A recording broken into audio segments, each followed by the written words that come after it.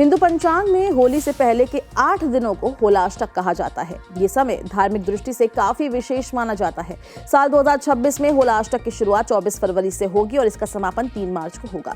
ज्योतिष शास्त्र के अनुसार इन 8 दिनों को मांगलिक कार्यों के लिए अनुकूल नहीं माना जाता, लेकिन पूजा पाठ, जप तप और आत्मिक साधना के लिए ये अवधि बेहद फलदायी मानी जाती है।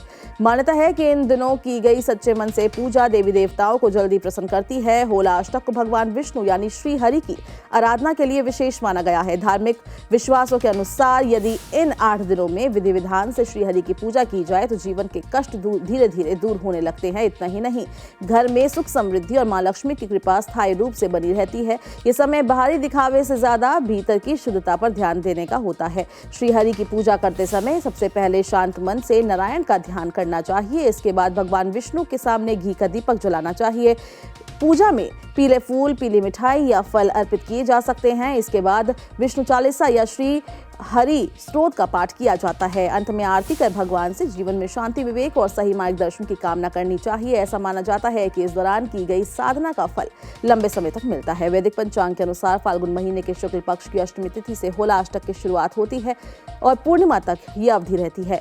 धार्मिक कथाओं के अनुसार इन 8 दिनों में भक्त प्रहलाद को उनके पिता हिरण्यकश्यप द्वारा कठोर यातनाएं दी गई। अष्टमी से लेकर पूर्णिमा तक प्रहलाद को मारने के कई प्रयास किए गए, लेकिन भगवान विष्णु की कृपा से उनकी बाल भी बांका नहीं हो पाया और इसी वजह से ये समय कष्ट और संघर्ष से जुड़ा माना जाता है और इसे अशुभ काल कहा जाने लगा। ज्योतिष शास्त्र में होलाष्टक को लेकर खास मान्यताएं हैं। कहा जाता है कि इन 8 दिनों के दौरान 8 ग्रह उग्र अवस्था में रहते हैं। ग्रहों की स्थिति के कारण किसी भी तरह के शुभ और नए कार्य करने से बचने की सलाह दी जाती है। मान्यता है कि इस समय शुरू किए गए मांगलिक कार्यों में बाधाएं आ सकती है या उनका परिणाम मनचाहा नहीं मिलता है और इसी कारण होलाष्टक के दौरान विवाह, गृह प्रवेश, मुंडन संस्कार जैसे कार्यों को टाल दिया जाता है।